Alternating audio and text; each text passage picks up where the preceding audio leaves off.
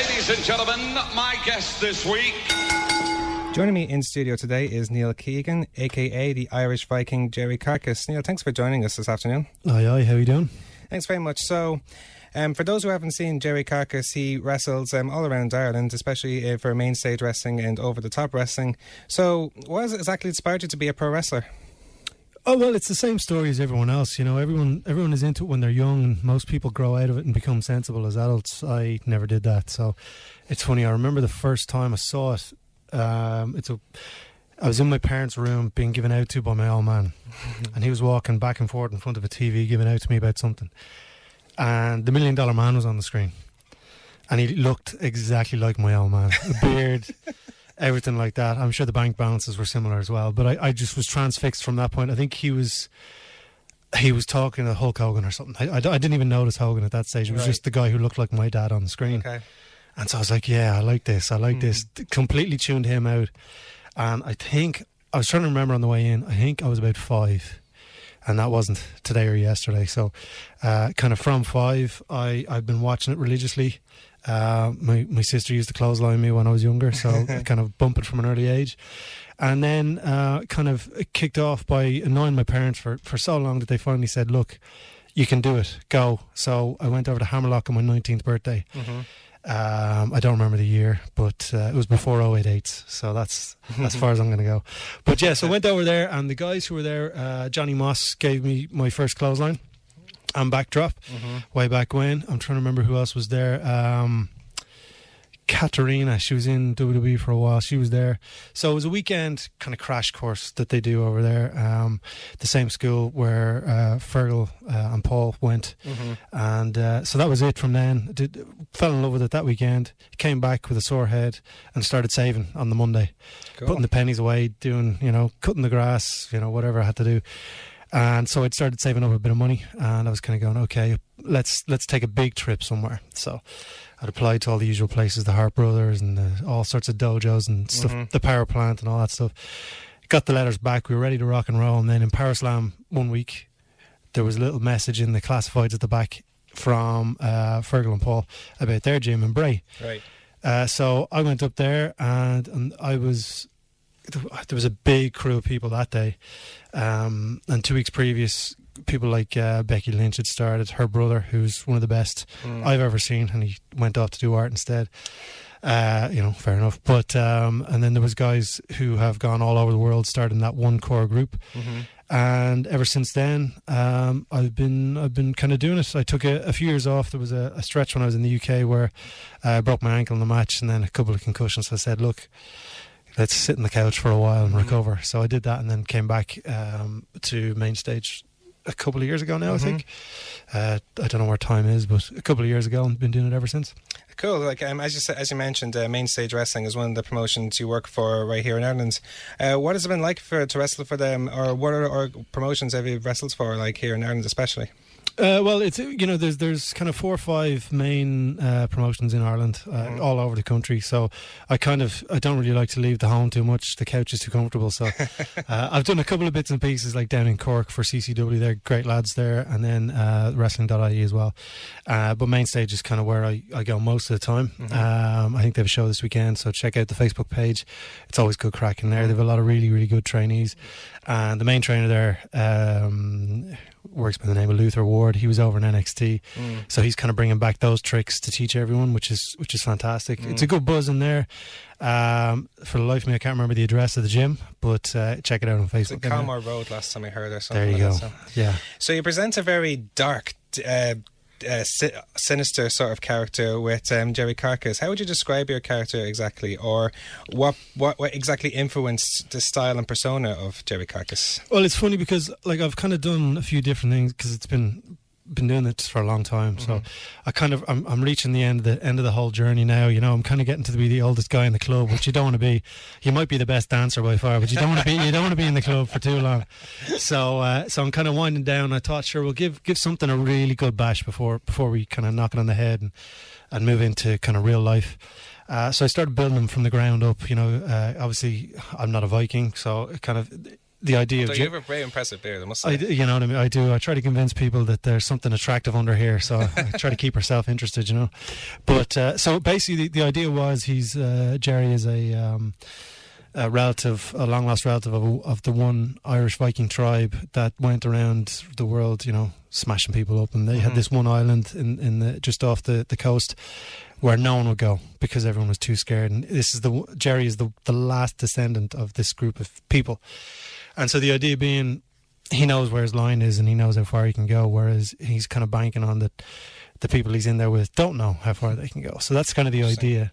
And, you know, in terms of style and stuff like that, I don't flip-flop and round the place. You know, if I hit someone, it looks like I hit them, really. Yeah, so that's kind of from the, you know, the kickboxing and MMA background where it kind of, I like kicking people, so that's what I do. Very good. Very good. What would you say would be your favourite wrestlers growing up or even right now? Growing up, $1 Million Man, Roddy Yes. Piper, Macho Man. That was it. And then I kind of got a little bit, you know, from the age of maybe 7 to on, it was Hogan and Savage. But I think, you know, even sitting here now, I think Macho Man's my favourite. I believed everything he ever did, you know. And he probably was smashing people most of the time, but He has that way about him as well. He was just fantastic. Yeah, you know, even you know, flicking on YouTube, you know, when I can't sleep 4 a.m, I'll throw on some Macho Man promos. You know, it's like, oh yeah, you know, I'm trying not to wake up the house. Yeah, you mentioned how you have a very aggressive style when you're in the ring. Do you have a particular move that you prefer performing when you're in the ring, or one that you feel most comfortable either giving to a certain opponent? Well, you know, I was kind of trained to be able to do everything with everyone. So, like, some people have certain moves that they can only do on people who are 4'2" right, and 7 stone. Whereas, you know, everything I do, I can do to anyone. So that may mean that I don't do a lot, but I can do it to everyone. I don't really think too much. You know, just go in there and do it. There's not a huge amount of whatever beforehand. It's all go in there and have a chat and get through it, you know. Don't know how much of the curtain we're supposed to be pulling back here, but it's fake. Well, you know, there's no, like, you know, we'll stick with sports entertainment. And Sorry, it's sports entertainment. Sorry. You mentioned the Macho Man Randy Savage being one of your all-time favourite wrestlers. Now, obviously, one of his greatest matches was, in my opinion, his match at WrestleMania 3 in 1987 against Ricky Steamboat. Would you consider that one of your favourite pro wrestling matches, or would you consider any other matches, like even including or excluding Randy Savage, that would be your favourite matches ever? Well, here, this is the big question, and because it's such a subjective thing, you know, you could turn around and say WrestleMania 3 is the best one ever, and I could turn around and say, you know, WrestleMania 7 against the Warrior with his career on the line. That's true, yeah. You know, someone can say that either of those. Like, for me, I got more into the Warrior match, but if you're looking at kind of athleticism and all that sort of stuff, it's number 3. That's it. But it's like we were talking before we get in about Ospreay and Ricochet. You know, that's very true. Yeah, some people wet themselves over that, and that's great. Like, it's amazing what they're doing. It's frightening what they're doing. But then you had Vader come in and say, well, it's too much acrobatics, there's no story and so on. Like, yeah, but like, neither of them are wrong. You know what I mean? Like, true, yeah. You know, it's like music. It's like anything else. You know, people, hundreds and millions of people love that match with the two boys, and that's great. And like, I'm blown away by what they do, the flips and the kicks and all that sort of stuff. It's fantastic. But what do they do if they got to the final of the Super Juniors? Like, let's say injuries or whatever's happening at the moment. Exactly, yeah. And they're in the final. What are they going to add to that match? That's my only thing. That's a good point, yeah. Like, unless they make a particular stipulation, like, or something like that, but I'm not sure Japan are even like that at the moment. Yeah, but like, you can't take away, you know, start from the beginning, you can't take away from what they're doing. It's amazing, it's frightening. There's a very, very small group of people on the planet who have ever been able to do anything like that. But then for me, you know, I like it when to me, it's still, the idea is you and I are supposed to make it look as real as possible. Exactly. And people like me might be dying out through old age or whatever.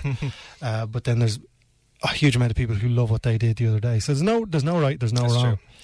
I see what you mean. So, as you said, you've had a very long career here in professional wrestling. What would you consider as the one highlight of your career so far? Just getting out, like I wrestled in Australia, I wrestled in California, and it's kind of taking what I had learned and mixing it with how they do things, you know. Like, Australia had quite a few of the World of Sport guys over there, so you kind of mix and match. They'd all learned that kind of thing. Yeah. And, obviously over in California, they had at that stage the Ring of Honor style. So mixing that with what I was doing at the time. That's the thing. Like in terms of highlights, there's been times where there's been 4,000 people there. There's been times where there's been 7 people and a dog there. So the amount of people, it's nice to have more people, but in terms of what I'm doing in there, it really doesn't make a huge difference. Who would you consider your best friend in the wrestling industry? I've got to be careful here in case people are listening. Well, best friends, if we have more than one, maybe. Well, there's a couple of people I confide in. It's the Ballymun Bruiser has been a friend of mine for a long time, and we kind of went up and down the roads here years ago, starting riots and all that sort of stuff. And he's fantastic. Yeah. So when he's in here, talk to him and see if he says the same thing. But no, I think he came back relatively recently too from taking a break, and he's fantastic. So he's probably one of my best mates, just due to the amount of time I've known him. And obviously, like a few people have moved on to different countries and different companies. And I still keep in touch with those guys, through text, WhatsApp, Skype, whatever it is. Don't need to mention any names. Well, as you said, you've said that you're probably at the stage now where your career is starting to wind down. Do you feel you have any goals before you wrap up as being a pro wrestler? I don't know. You see, like when you're. It's hard to not sound like a really old man, but it's just because it's been going on for so long. I think it's changed such a huge amount from when I started training to now. I'm trying to keep the principles that I learned, things like being able to do everything to everyone. Keep that kind of permeating through in between the flips and the flops, because that's the way it's going at the moment. People, like a lot of people used to watch Shawn Michaels and they'd see him flipping around and all that sort of stuff, and it's amazing. Yeah. But it was everything. We were always taught that it's everything in between what he's doing. Yeah. But people forget that. Yeah. So I'm kind of the guy shouting at people saying, just do a front roll first before you do a frog splash. Yeah. So that's pretty much. It's a pretty cool way of looking at it. I'll have the walking stick shouting at people for a while. So when do you expect to see Jerry Carcass next in the ring? We don't know. I actually got an email this morning from, I don't know if you remember him, Alex Wright from WCW. I do, yes. I hurt my toe there dropping the name. So I'm heading over to Germany in the next month. Pretty cool. And then again for a Halloween show in October. And then I think MSW do monthly shows, OTT do monthly shows as well. So hopefully I'll squeeze onto those at some point soon. You can find Jerry Carcass on Facebook if you want. Cool. And finally, before I must ask you like a silly question towards the end. If you could pick one wrestler in the whole world, living or dead, to be your tag team partner, who would they be and why? Here, Macho Man. That's it. Game ball. Great answer. Battle of the Beards, Macho Man. Yeah. I just walked behind him, just crying at how fantastic he is. Like everything he did was brilliant. So it's got to be Macho. And then we'd be in there against probably Hulk Hogan and Jushin Liger. Oh, that's a good one. I just want to take a palm strike from Jushin Liger and I want to chop Hulk Hogan. There you go. That's a great way to end it. Chop the tan off him.